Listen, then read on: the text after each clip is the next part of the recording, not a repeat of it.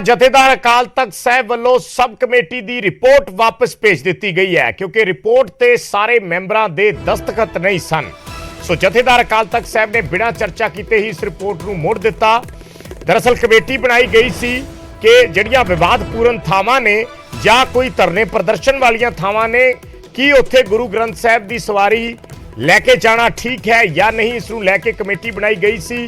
कई बुद्धिजीवी, कई संप्रदावां दे मुखी, कई निहंग सिंह जथेबंदियां दे मुखी उस कमेटी सी और उन्हां वल्लों एक सीलबंद रिपोर्ट, लिफाफा बंद रिपोर्ट अकाल तख्त साहब के जथेदार नूं सौंपी गई सी। पर हुण ये रिपोर्ट अकाल तख्त साहब के जथेदार ने वापस भेज दी है क्योंकि उन्होंने कहा कि इस रिपोर्ट से सारिਆਂ ਦੇ दस्तखत नहीं ਹਨ। सो धरनिਆਂ ਦੇ ਵਿੱਚ गुरु ग्रंथ साहब का प्रकाश लैके जाण नूं एक कमेटी बनाई गई सी क्योंकि पिछले दिनों के कई मामले सामने आए ने।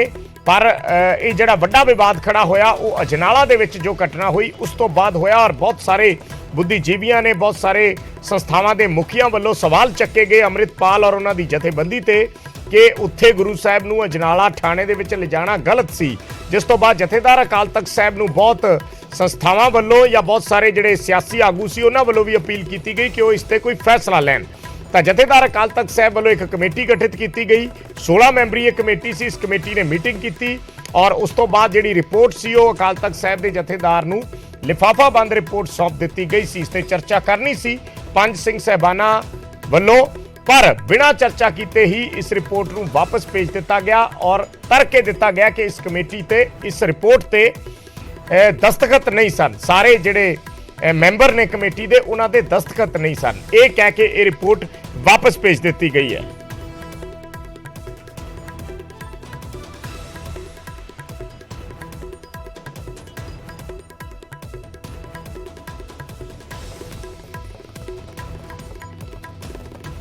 सो जथेदार अकाल तख्त साहब वालों रिपोर्ट वापस भेज दी गई है। जो रिपोर्ट सौंपी गई सी उन्होंने लिफाफा बंद रिपोर्ट, उस रिपोर्ट नूं जथेदार अकाल तख्त साहब ने मोड़ दिता है, वापस भेज दिता है, ये कह के कि इस रिपोर्ट ते दस्तखत नहीं हैं, सारे मैंबरां दे दस्तखत नहीं हैं, साइन नहीं हैं। सो इस करके इस रिपोर्ट नूं वापस भेजा गया है। 16 मैंबरी कमेटी सी, 16 मैंबरी कमेटी वालों ये रिपोर्ट जिहड़ी है तैयार की गई सी। राजीव शर्मा साडे सहयोगी जुड़े ने होर जानकारी दे लई। राजीव की दस्तखत क्यों नहीं है, की वजह दसी है उन्होंने? जितों तक विजय होने तक का सवाल है तो ये जानकारी बड़ी पुख्ता मिली है कि उस रिपोर्ट से हाले तक विचार चर्चा इस करके नहीं की गई क्योंकि जिन्ने भी कमेटी के मैंबर ने तो सारिਆਂ ਦੇ ਉਹਦੇ ਉੱਪਰ दस्तखत नहीं हैं। पर इसके पिछे कारण की है क्योंकि दूसरे पासे ਜਿਹੜੇ कमेटी के नाल कोआर्डीनेटर बनाए गए सी करनैल सिंह पीर मुहम्मद, तो उन्हों का कहना कि कोई टैक्नीकल एरर हो सकता क्योंकि उन्होंने जी रिपोर्ट है वो SGPC प्रधान वालों दी गई सी सीलबंद और उस तरीके दे नाल ही उन्होंने जथेदार के सामने वो रिपोर्ट रखी है। तो हुण उस रिपोर्ट नूं की दोबारा फिर तो कमेटी के कोल भेजा जाएगा या की होएगा, पर फिलहाल असीं कह सकते हैं कि इस जिहड़ी त्रुटि है या फिर जिहड़ी खामी रही है उसके चलदे क्योंकि उस रिपोर्ट के जथेदार साहब के कोल पहुंचण तो बाद पंज सिंह साहबाना की मीटिंग होनी सी और उस दे विच इस रिपोर्ट के उत्ते विचार चर्चा की जानी सी। तो असीं कह सकते हैं कि इस खामी करके ये जिहड़ी विचार चर्चा या इससे जिहड़ा फैसला उसदे विच समा जरूर लग सकदा, उसनूं डिले जिहड़ा वो कितने मैंबरां दे दस्तखत नहीं सन, ये दस्सिया गया कुछ?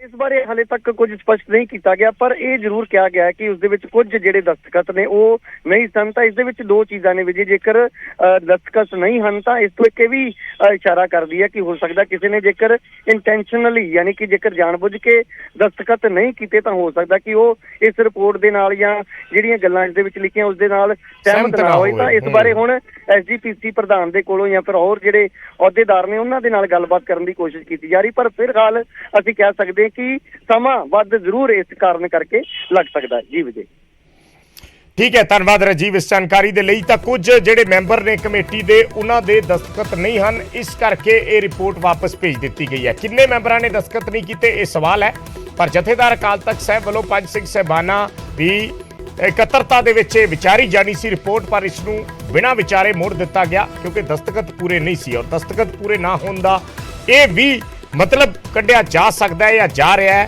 कि शायद सारे मैंबर इस जे उस रिपोर्ट दे विच कोई सिफारिश की गई है ऐसी उसके नाल सहमत ना हो सकता, इस करके किसी ने साइन ना किए होण। सो पूरी तरह स्पष्ट होने तो बाद ही जथेदार अकाल तख्त साहब इस ते अगे ਵਿਚਾਰ ਕਰਨਾ ਚਾਹੁੰਦੇ ਨੇ। ਇਸ ਕਰਕੇ ਉਹਨਾਂ ਵੱਲੋਂ ਕੁਝ ਦਸਤਖਤਾਂ ਦੇ ਕੁਝ ਮੈਂਬਰਾਂ ਦੇ ਸਾਈਨ ਨਾ ਹੋਣ ਦੀ ਵਜ੍ਹਾ ਨਾਲ ਇਸ ਰਿਪੋਰਟ ਨੂੰ ਵਾਪਸ ਮੋੜ ਦਿੱਤਾ ਗਿਆ।